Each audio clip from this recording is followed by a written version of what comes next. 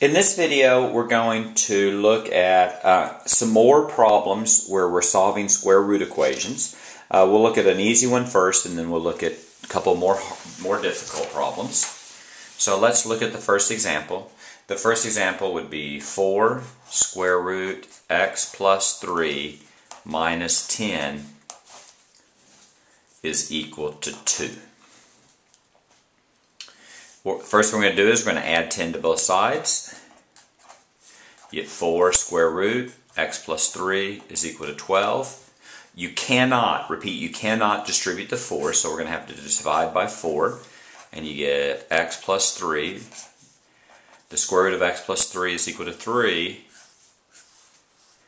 What we're going to need to do is we're going to need to square both sides. The reason you square both sides is to get rid of the square root. So you get x plus 3 is equal to 9. X is equal to 6. So the key again is this may be your answer. Stress on may. So now what you're going to have to do is you're going to have to check your work. And that's not really the right way to say it. You're going to check your answer. Because you didn't do anything wrong, but you have to check it to make sure that in fact it worked. 6 plus 3 minus 10 is equal to 2. So that's 9. That's 4 the square root of 9. Minus 10 is 2. Square root of 9 is 3, so that's 4 times 3, so that's 12 minus 10 is 2. And that, in fact, 2 is 2. So that is your answer. Your answer is x is equal to 6.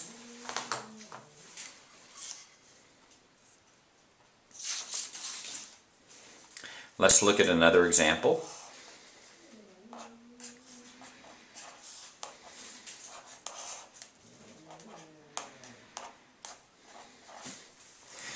Now this problem is a little bit different in the sense that it has 2 roots.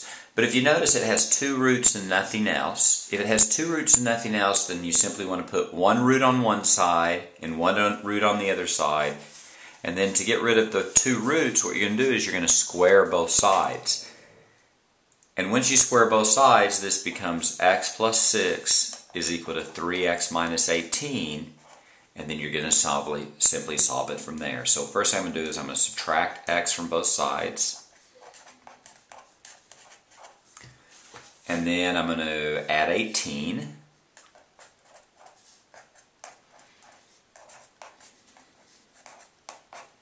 And x is 12. Well, I said that too quickly. X may be 12. In order to see if x in fact is 12, what you're going to have to do is you're going to have to plug this in. Square root of 12 plus 6 is equal to the square root of 3 times 12 minus 18. That's the square root of 18, and this is 36 minus 18. 36 minus 18 is 18, so you have the square root of 18 and the square root of 18. In fact, that is your answer. So your final answer is x is equal to 12.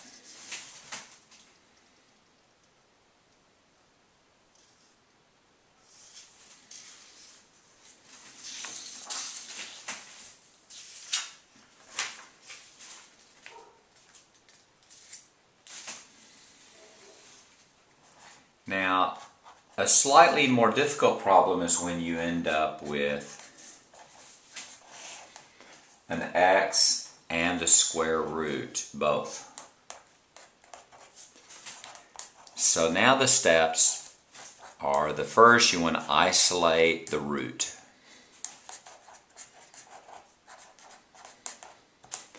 So what I mean by that is make sure the root is on one side and everything else is on the other side. The second step is you're going to square both sides. So I'm going to square this and I'm going to square this. This side is easy, that the square and the square root cancel and you get 7x plus 15. This side's a little more difficult. X plus 1 squared, remember, is x plus 1 times x plus 1. And what you're going to need is you're going to need to FOIL this out. That's x times x is x squared. X times 1 is plus x. 1 times x is plus x. And 1 times 1 is 1. So then you end up with x squared plus 2x plus 1 is equal to 7x plus 15. And now what you have is a quadratic equation. So what you're going to have to do is you're going to have to get everything on one side. X squared minus 5x plus 1 is equal to 15. And then I'm going to subtract 15. And you have x squared minus 5x minus 14 is equal to 0. And I'm going to try to factor that. 14, let's see, to factor it, what I'm going to do is I know that c is negative, so I have 1 plus and 1 minus. 14 is obviously 2 and 7. I think that's going to work.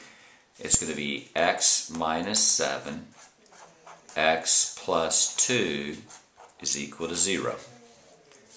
And then I have x minus 7 is equal to 0, or x plus 2 is equal to 0. So my answers may, did you hear that? My answers may be 7 or minus 2.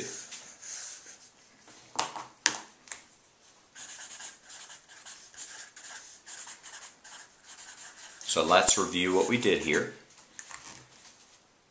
First we had a square root on one side and an x also, so we'd get everything on the root on one side and everything else on the other side, and then we squared both sides. We squared both sides, the root disappears, but on this side we have to FOIL out, and we get to this point right here. And once we're at this problem, if you notice, we have an x squared and an x both, so we have a quadratic equation, so we're going to get everything on one side equal to 0, and then we're going to have to factor. And we get two possible answers. The question is, are these in fact our answers or not? And to answer that question, what we're going to have to do is we're going to have to plug it back into the original equation. So I'm going to write down the original equation. That's x plus 1 is equal to the square root of 7x plus 15. And I'm going to check our two answers. So I'm going to check x is equal to 7, x is equal to minus 2. And since there are two possible answers, it may be that they're both answers, or it may be that only one is an answer, or it may be that neither one are answered. So first let's check x is equal to 7. So that's 7 plus 1 is equal to the square root 7 times 7 plus 15. And that's 8 is equal to, that's 49 plus 15. Doesn't look like it's going to work to me, but let's see. 49 plus 15, let's see, that's 14, carry 1, 4, 5, 6. In fact, it is going to work. 8 is the square root of 64. In fact, that's true. So x equals 7 is one answer. And we have to check both of them, so now we're going to check x is equal to minus 2. That's minus 2 plus 1 is the square root of 7 times minus 2 plus 15. Minus 2 plus 1 is a minus 1 is equal to the square root of minus 14 plus 15. And you have minus 1 is equal to the square root of 1. So let's think about what the square root of 1 is. The square root of 1 is 1. So does in fact minus 1 equal 1? No.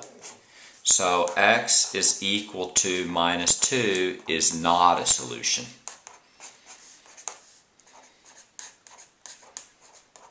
And it's called an extraneous solution. Now I'm not enamored with that terminology. I don't think it's good English, but that's the way we say it. It's an extraneous solution, but the key is it's not a solution. So here we have one solution, and the one solution is x is equal to 7. Now let's think about how we did this. We have an equation which has a root term and an x by itself. So we have to get the root on one side and everything else on the other side. And then we square both sides, and we come up with two answers. And the two answers are x equals 7, x equals minus 2, but we have to check both of them. And in this case, one works and one doesn't.